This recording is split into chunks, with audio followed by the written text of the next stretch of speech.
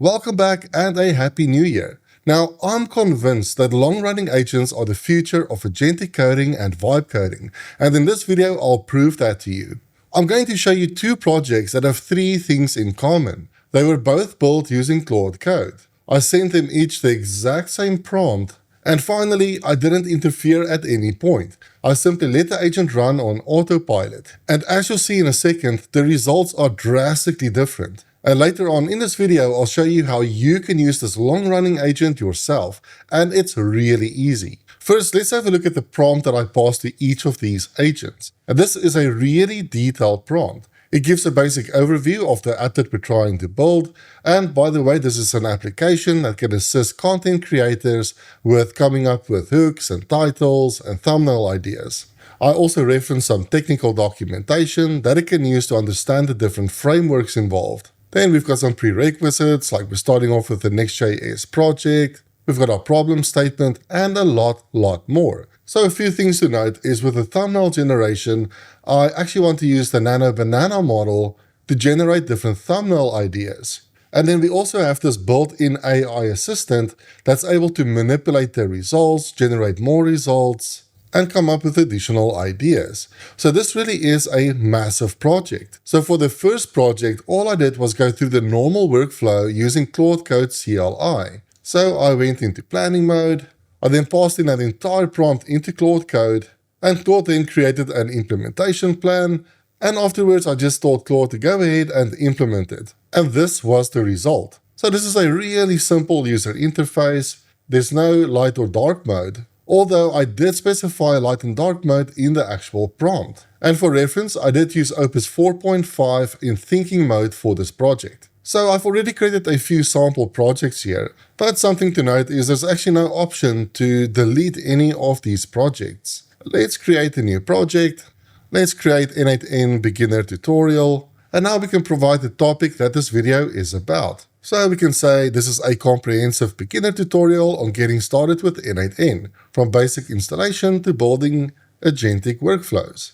Now what we can do is generate the different hooks, and this simply takes us to the hook page where we have to click on generate. Alright, so the agent generated these different hook ideas. So we can see these cards on the screen, and we also have this chat interface where we can have a conversation with our AI assistant. But I'm really not a fan of this response. Either way, one of the requirements in the prompt file was that the assistant should have the ability to edit any of these cards. So it should be able to add cards, remove them, or change the cards. As an example, let's change this one. So instead of saying stop paying for Zapier, let's change it to make.com. Okay, so it's responded saying that the hook was changed, and in this array, we can see that it's now saying make.com, but if I have a look at the card, it's still showing Zapier. Let's try to refresh this page, and this still wasn't changed. Look, it's impressive that some of the stuff just works as a one-shot prompt, but it's clear that some of the more advanced features were missed, like the ability for this agent to actually manipulate the cards on the screen. Another thing that's missing is the ability to edit the system prompts for any of these agents. Like, what if I don't like the style of these hooks and I actually wanted to train the agent to generate hooks that meet my preferences? I don't see any way to edit the system prompts. And to be clear, this was a requirement in the prompt file as well. Either way, let's select one of these hooks, and let's continue to intros. Let's generate it. Alright, so now we have our different intros. Again, we can see the array in the conversation window. Let's try to remove a card. Please remove item 5. Right, so in the chat window, it says the item was removed, but looking at the UI, card 5 is still there, even after refreshing the UI. Either way, let's just select any of these intros, and let's continue to the titles. Let's generate the titles, and we get our title ideas. Let's actually test this regenerate function to see if it works. And that does seem to work. So let's select this one. Let's continue to thumbnails. Let's generate the thumbnails. And this simply gives us a description of the thumbnail and not the image itself. And as a reminder, we specifically said in the prompt that we want to use Gemini 3 Pro, so Nano Banana, to generate thumbnails. And I don't see any option on the screen to generate those thumbnails. So let's simply go with this one and let's complete the project. And that actually takes us back to the home screen without any summary or anything else. And unfortunately, this is the reality of trying to build a massive project like this in a single context window. As the agent was trying to implement all of these features, it exceeded the context window size. So it kept compacting the conversation, which actually lost a lot of important context. And then this is the final result. Now, there are frameworks out there that try to solve this issue by splitting this massive requirement up into smaller features and then implementing these features one by one. You might be familiar with SpecKit or BMAD, or if you've ever used my Agentic Coding Starter Kit, that is exactly what the spec feature does. It looks at this massive prompt and then it actually creates a separate implementation plan that's split up into phases and actionable tasks. Now, the limitation with that approach is that you still have to coordinate everything. So you need to tell the agent to go and implement phase 1, and once that's done, you have to intervene by clearing the context window and asking the agent to start with the next phase. And this does introduce other issues.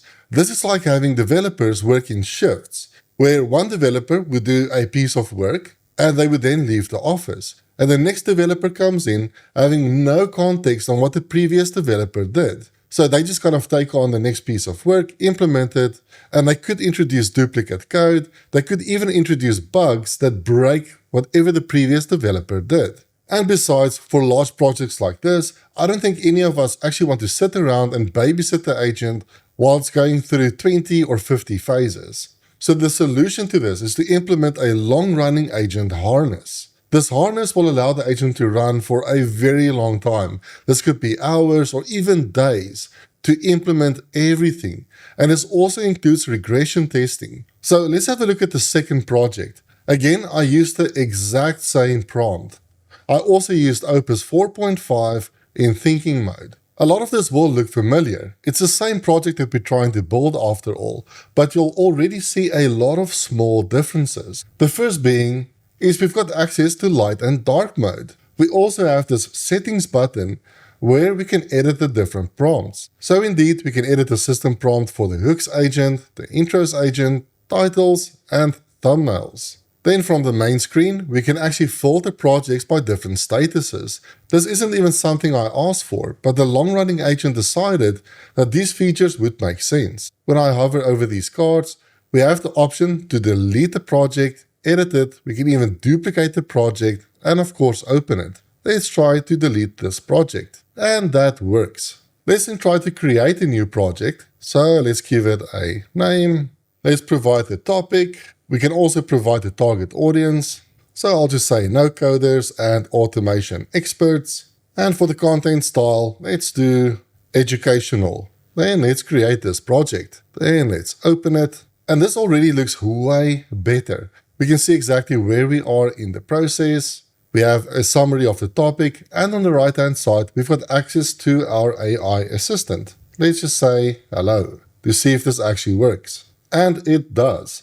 Keep in mind, this was all done through a single prompt. The same with the first project, but I just think this just feels way more polished. Let's go to generate hooks. And now we've got our different hooks. We can actually copy the text. We can even edit the hooks, which is really helpful. I didn't see that in the first project. And of course, we can select the hook that we want. We also have the option to regenerate these hooks, or we can add more hooks. But let's see if our AI assistant can actually edit any of these. So let's have a look at this one. Most people spend 10 hours a week on repetitive tasks. I spent 10 minutes. Let's actually change this text. So let's say, please change card 3 from this to I spent 5 minutes. Let's see what this does. We'll just let the agent cook, and that's it. It actually changed this card, and we can see this little edited badge as well. That's awesome. Another thing that just popped up is this history button. So if I click on this, I can actually see the previous version of this card. This is insane. Let's try removing a card. Please remove card 5. So this guy over here. And done. That card is now gone.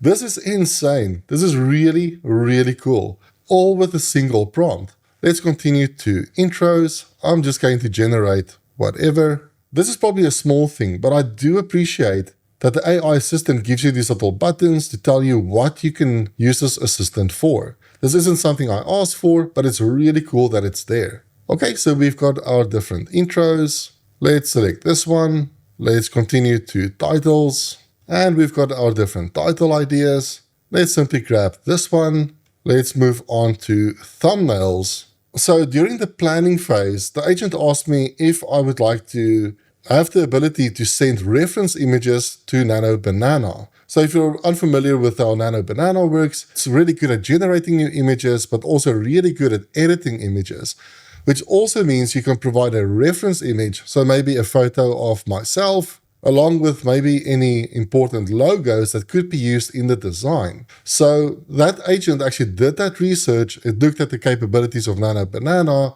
and said, hey, would you like the ability to provide reference images? So one thing I did was in the project files, if I go to public, thumbnails, and template, I simply uploaded this thumbnail template that I use in a lot of my videos. So in the planning phase, I just said that's a great idea. I would love to use reference images. So I just uploaded this template of myself into the public folder. You can use that as a reference. But now I can see in the implementation, it's actually taken it a step further. So it also allows me to upload things like logos. So for this, let's actually select the N8N logo. And that should be it. Let's go ahead and create these thumbnails. And just to be clear, for the first project, the planning agent never asked me if I wanted to use reference images with Nano Banana. It just kind of skipped that altogether. Now, I do realize this is non-deterministic, and chances are if I had to run that process again, it might have considered this to be an option. And here we go. We actually have our thumbnails coming in from Nano Banana.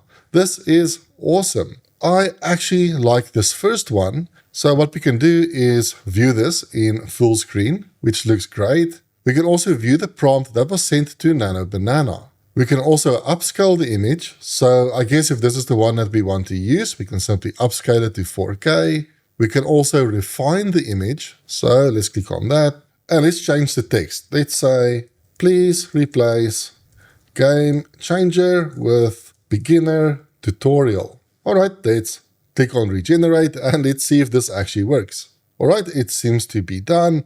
And dude, look at that. We have our thumbnail with the text beginner tutorial. And when we click on history, we can see the different revisions of this thumbnail. This is just stupidly impressive. And keep in mind, this was a single prompt that simply ran on autopilot. And this is pretty much a usable application. I'm actually going to make one more refinement. Let's say, please change the yellow shirt and glow into color that complements the N8N pink on the color wheel. Let's just see what we get back. And there we go. This looks way, way better. And finally, I guess we can simply upscale this image to use it on the actual video. And cool, the image was upscaled to 4K and we're able to download it as well. Man, this is just so impressive. Just to think this was a single prompt. And finally, on the complete screen, we actually get a summary. Now, I just want to see if we can actually go back to the different steps. So if I click on hooks, it says that yes, you can go back to hooks. Your progress in later stages will be preserved. Oh, cool. So let's go back to hooks. Here I can see the hook that I selected. And if we go back to thumbnails, we can see the thumbnail that was selected. So all of this is persisted, even if I refresh this page. Now let me show you how I built this and how you can use this long-running agent yourself. A few weeks ago, I created this video that shows you how you can let Claude Code run for hours or days to implement complex solutions. That solution was based on this effective harness for long-running agents by Anthropic. This is a brilliant article, so I definitely recommend giving it a read. They also give you this quick start guide, which is an example project that you can play with. Now, this is a really cool project, and it's actually quite simple. The entire process starts with you providing an app spec file. This is a really simple document that contains all of the prerequisites and tech stack and core features of your application. You can simply use Claude or ChatGPT to populate the file for you.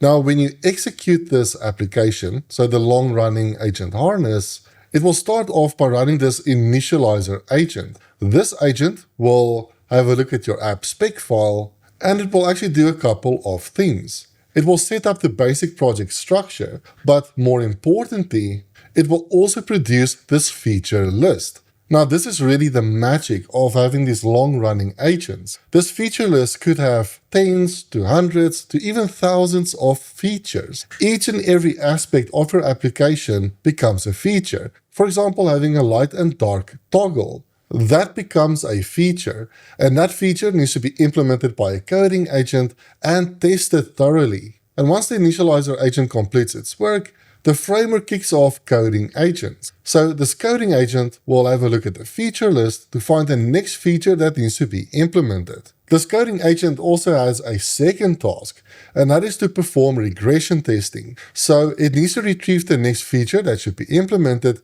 but it should also pick 3 features at random that have already been implemented and then do regression testing on those features. So this agent will perform its regression testing and implement the next feature. And once it exceeds its context window or gets close to filling up its context window, it will close the session, update the statuses of the features, and then move on to the next coding agent. And each of these coding agents have their own context windows, ensuring that the context stays lean and focused on very specific tasks. So that is basically how this Anthropic framework works. But of course, this all runs in the terminal, it's very technical to set up, and it's not really meant for everyone. So there's been this drive to build UIs and applications that use this theory behind the scenes, but it's way easier for pretty much anyone to use, whether you're an experienced developer or a vibe coder. An example of such a project is Automaker from another YouTuber called WebDevCody. Cody and his Discord community have been putting a lot of work into this application. It uses all the theory that we just discussed. We start off with an app spec, and the initializer agent will then create a feature list based on your requirements. And now you can visually see the coding agents implementing all of these features using a Kanban board. Now, this is really a complex and fully featured application, and I do want to create a dedicated video on this. Now, tools like Automaker and even Claude do a lot more than just this Anthropic harness. They're trying to be fully featured applications that pretty much replace your coding editor to an extent. You can do stuff like branching and work trees and run terminal sessions within those applications. So for this video, I decided to really simplify things. This takes the Anthropic harness and simply slaps a UI on top of it. And it's really easy to use and free, by the way. So all you have to do is go to this repository, which I'll link to in the description of this video. Then what you have to do is click on code and click on download zip. Then you can simply extract the contents of that file anywhere on your machine. It really doesn't matter. Then depending on your operating system, you can double click on Start UI for Windows or startui.sh for Mac or Linux. So because I'm using Windows, I'll just click on Start UI. Then let's run this. And this will set up the Python environment for you and install all of the dependencies. And afterwards, you'll get this URL, and if you open this, you will have access to this UI. You just won't have any project set up yet. Now, this is using your Claude Code account behind the scenes, so you do have to have Claude Code set up. So it means you have to install the Claude Code CLI tool and authenticate yourself in Claude Code. Now, if you're watching this video, I do assume that you already have Claude Code set up, but if you have no idea what I'm talking about, you can simply go to my GitHub repository and simply follow these prerequisites. So you just have to install Claude Code and then authenticate yourself by running this command in the terminal. You need to either have a Claude subscription or you can use an Anthropic API key. So this uses the exact same harness from Anthropic with a few very important changes. And I simply made these changes for performance sake, but everything else remains the same. To create a new project, we can simply click on this drop-down. Let's go to New Project, and let's just give this a name like YouTube Demo. Let's click on Next. Then let's click on Select this folder. And now you have two options. With the Anthropic example, so the vanilla project, you have to change the app spec file yourself. So you have to use Claude Code or ChatGPT or just manually manipulate that file. But what I added to this application is the ability to use Claude to generate that file for you. So let's actually test that feature. Claude will now ask you a few basic questions, like what do you want to call this project, and in our own words, what are we building, who will use it. So it's just really, really simple. I'm actually just going to copy this prompt and paste it into the chat. Now this is really meant for everyone. So if you have no idea how to use a tech stack or how to define what you want, simply have a natural conversation with the agent and it will guide you through everything. In fact, even passing in all of this context, the agent is giving us two routes. We can select quick mode, and this is where the agent will make decisions on your behalf. For instance, the tech stack. Or if you really want to get involved in the architecture, you can go into detailed mode. And this is where you can tell the agent exactly what you want to use in terms of the database, conventions related to database schemas, etc. For this, let's simply go with quick mode. Right, it's asking us a few more questions. I'm just going to say you choose. And the agent is asking us a few more questions. Now, this is something I really like. And this is where the agent asked me if I wanted to use reference images for generating thumbnails, something Claude Code didn't do in the vanilla planning phase. I'll just say, you choose again. And then let's just say, sounds good. Obviously, when you're using this, you don't want to rush through this. Really go through all the questions and just have this conversation with the agent. And now the agent is giving us a breakdown of all of the features in our application. So if you want to add anything or remove anything or change anything, this is the time to do it. In total, we're looking at 174 unique features for this application. I'm just going to say looks good. And now the agent is creating two files. It's creating that app spec file, and it's also updating the initializer prompt with the amount of features that need to be implemented. And I do want to warn you, this step can take a few minutes to complete. And one thing I forgot to mention is you can attach files to this conversation as well. So maybe you've got an image of a design that you really like, you can definitely upload that image as well. And by the way, if you were curious, this is what the project currently looks like. So the agent wrote this app spec file, which gives us the project name and an overview. It contains the tech stack, the prerequisites, the amount of features that need to be implemented, and all the core features. And then the initializer prompt was simply updated to contain the amount of features as well. And now we can see the agent completed its work, and we now have this button to continue to the project. So now that we have our spec file, the initializer agent will run to set up the entire project structure, and it will also produce this feature list. So if we have a look at this app, the initializer agent is currently running. And you can also see exactly what the agent is currently doing. If you want more information, what you can do is simply click on debug. You can also press D on the keyboard to bring up or hide this debug window. And in here, you can see exactly what the agent is busy with. Alright, so we can see the agent already created the first 20 features, and it's showing up in the pending column. So these features are sorted by priority, so the ones at the top will be implemented first. I also want to mention that you can manually add new features as well. So for existing projects, really all you have to do is go to Add Feature, and here you can tell the agent exactly what feature you want to implement. And you can simply run the workflow,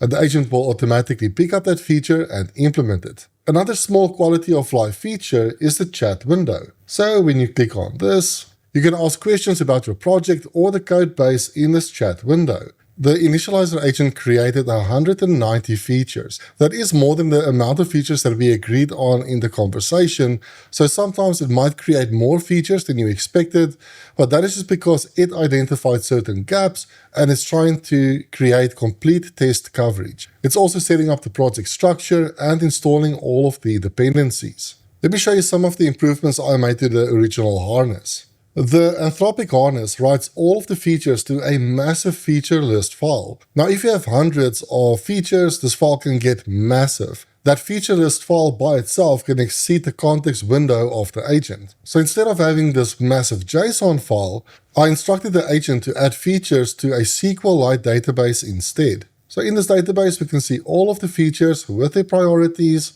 with their steps, and whether this feature passed or not. Now, in order for the agent to add features and update features in this database, I created a dedicated features MCP server with tools for updating and working with this database. So there's a tool for retrieving the next feature to implement.